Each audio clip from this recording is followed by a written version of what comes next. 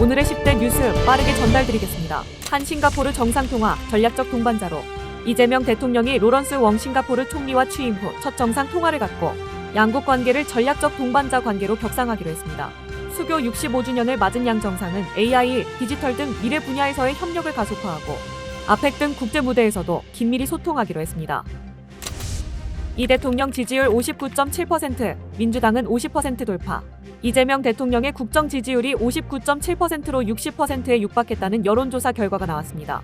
리얼미터 조사에서 이 대통령 지지율은 2주 연속 상승했으며 여당인 더불어민주당 지지율 역시 취임 후 처음으로 50%를 돌파하며 야당과의 격차를 벌렸습니다. 이 대통령 취임 한 달 맞아 첫 기자회견. 이재명 대통령이 취임 한 달을 맞아 다음 달 3일 첫 기자회견을 엽니다.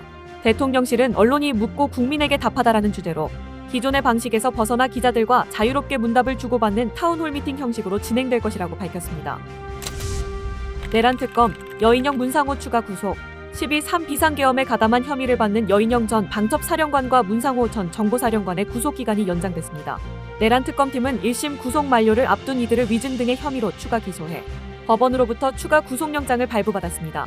특검의 주요 피의자 신병 확보가 이어지고 있습니다.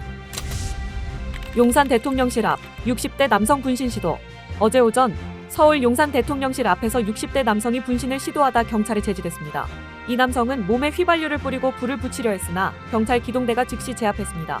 그는 병원 CCTV 설치를 주장하며 1인 시위를 하던 중 자신의 현수막이 사라지자 이에 항의하며 분신을 시도한 것으로 파악됐습니다. 최상병 특검, 임성근 전 사단장 소환 통보.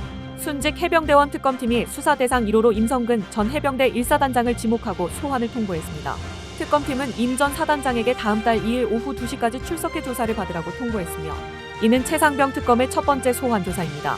특검팀은 내달 2일 현판식을 갖고 본격적인 수사를 시작할 예정입니다. 러시아, 아제르바이잔 긴장 고조, 비자 구금. 러시아와 아제르바이잔 사이에 외교적 긴장이 고조되고 있습니다.